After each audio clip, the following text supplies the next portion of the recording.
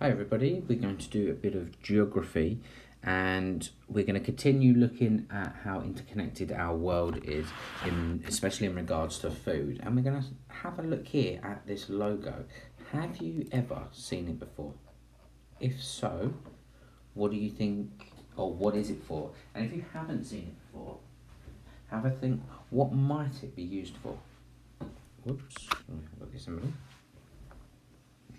What might it be used for? Well, this is actually the logo of an organisation called Fair Trade, and that is what we're looking at today. So we want to understand about fair trade. Now here's fair trade, it's a compound word. We can see we've got fair and trade, and that gives us a little bit of a clue as to what it's about. So we take our fair trade. If we have a look, when I was looking at this, I saw this shape, and this is blue, and for me this looked like a water droplet, so it might have something to do with water. It could have been the sky.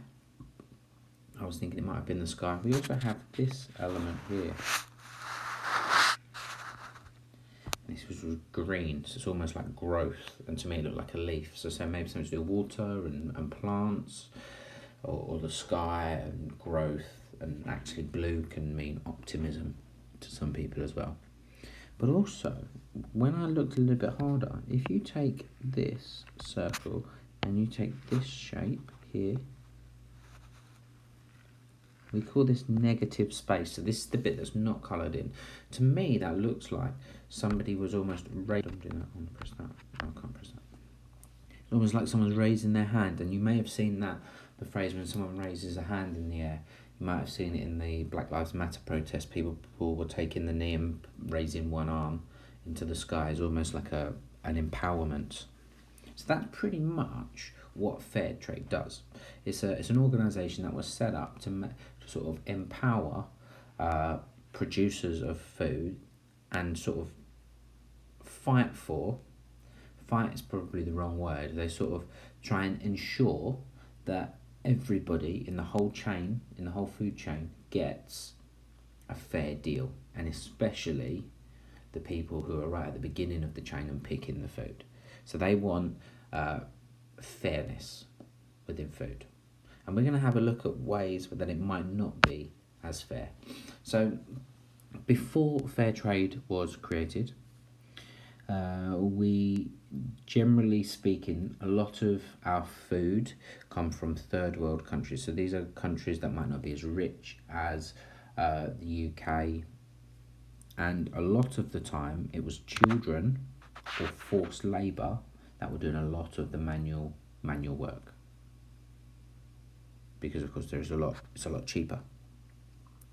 The conditions that they were working in were incredibly poor. We are very lucky in this country that we have organisations that have been set up to ensure that when you go to work, there is a set of standards that your employer has to meet to make your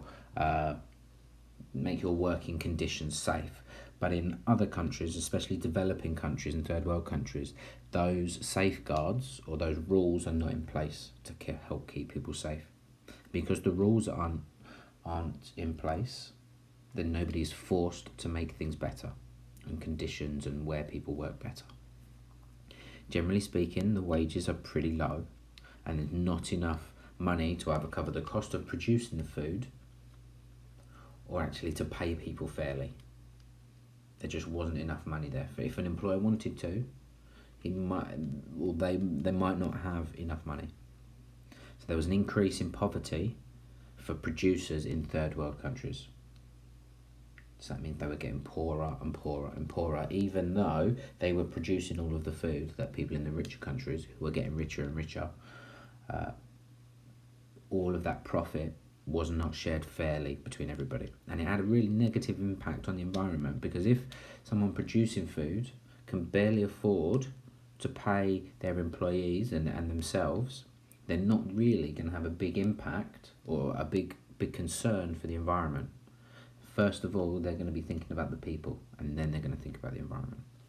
That made a really bad sort of atmosphere to work in for these people.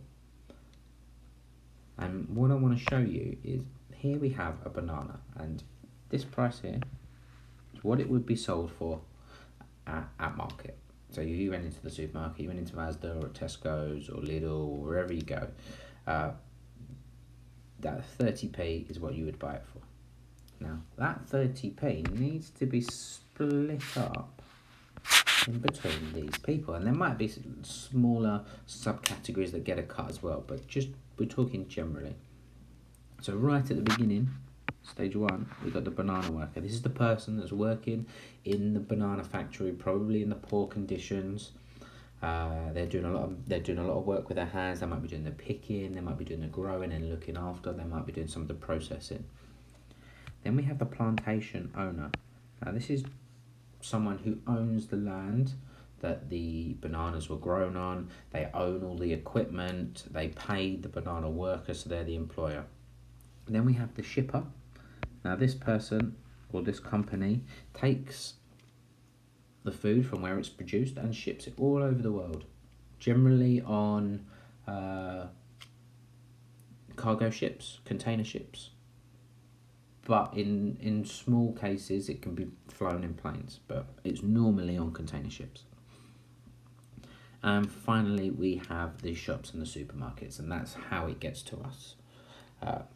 Of course we have the shipping as well, but that's really where we're going to go and purchase something and spend our money.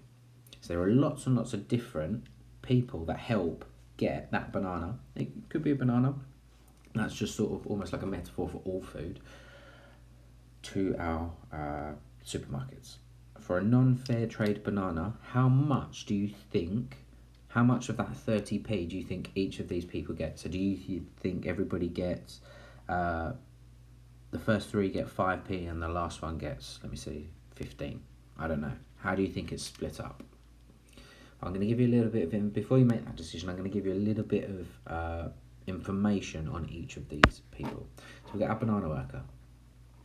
Our banana worker works roughly 12 to 14 hours a day. Now think about it, you're in school for 6, so they're in for maybe double what you were in school for. They pick, they carry, and they wash heavy batches of bananas. They use chemicals to make the bananas grow, but it can make the worker ill. So the chemicals, it might kill pesticides, so it might kill pests and bugs trying to eat them. It might be like fertilizers to make them grow a little bit better, but actually it's harming the people. We've got the plantation owner. So this person runs the farm. They pay for expensive machinery and chemicals, and they also pay their employees, and they lose money if the bananas do not grow properly. So if for 1 year there might be a drought, which means there's not any water and the bananas can't grow, they're going to lose money. And they've got to pay for the heavy machinery, which they probably got on a loan. They've got to pay for the electricity, they've got to pay for the workers. We've then got the shipper, and this is someone who transports those bananas on massive ships, so the big container ships that you see all across the globe. They've either got to buy the ships or lease the ships and pay for them. They've got to pay for the fuel to get it across the world.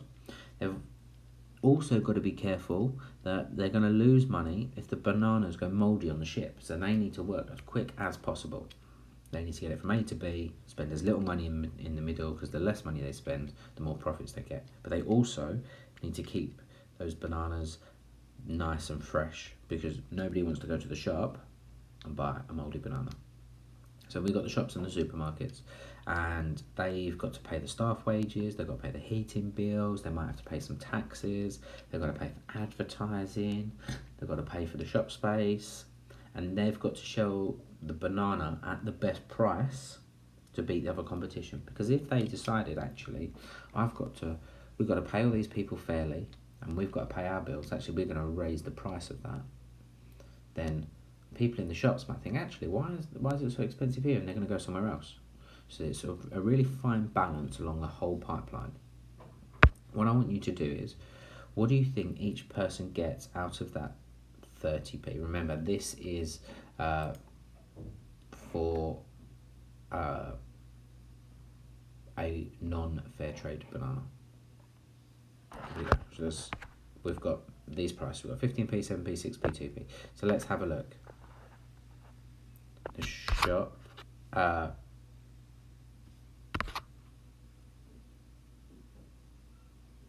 The shop worker gets 15p. The plantation owner gets 7p. The shipper will get 6p. But actually, the person who's doing all of the hard work is only getting 2p of that 30. Do you think that is a fair split? I don't think so either.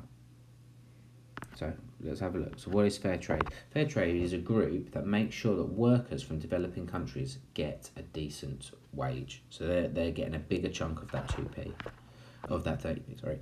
They ensure good working conditions, and they make sure that adults are employed to work, not children. So that it's about bringing fairness and what's right to the wider world. It helps villages in developing countries to live healthily and happily without needing for charity or handouts. And it looks after the environment, and farmers are paid fairly, so you don't need to use harmful chemicals to grow the food faster. They do all of this work just to make sure that wealth is evenly distributed. And a lot of the time, you can see a slight raise in price. So you might find that fair trade food can be a little bit more expensive, but actually a lot more of that is going to the people doing the majority of the hard work. So what I'm going to do, I'll put these clips in and you can watch them. We're not going to watch them now, but it's just having a look at some families that are now part of fair trade and how it's helped them. You might want to make some notes. I'll leave that link in the... I'll post it on Dojo. So we've got task 1, we've got Amy. Ask him permission first. Have a look at the beautiful food bowls and the food in your cupboard to see if you have anything that's fair trade in there. If you do, draw a picture of it or take a photo to make a collage of all of the things that you can find with a fair trade symbol on it. You might also want to go onto the fair trade website, if you can, and see what else can be fair trade. So here we've got some examples. In that picture we've got some examples that are fair trade, so you might want to explain what fair trade is and give me some examples. You can have a watch of this video. I will put the link for you, of course, in the comments bits. We've got a little word search here. Pause the video. Can you find them? I will also make this into a PDF for you. Here we have another link, please watch it. And then your final task is to just make a poster of telling me why it's important for fair trade. We've got a little logo there, buy fair, share fair. So why is fair trade important? And think about what it means to be fair trade. So here's another video there. And just a final thing, maybe I'm going to end you with a question that you could answer, maybe in your poster. Fair trade products are usually more expensive than non-fair trade products. And this is to make sure that everyone is paid a good wage, because people do need to make money in order for them to reinvest that money or to carry on and make their importing operation successful. So the price has to be raised. Do you think it's worth it? A little paragraph can do that, or you can put it in the poster. I really look forward to seeing your opinions on this matter. Is it good to pay more to make sure everybody's fair, or should you be getting things at the cheapest price? I don't know.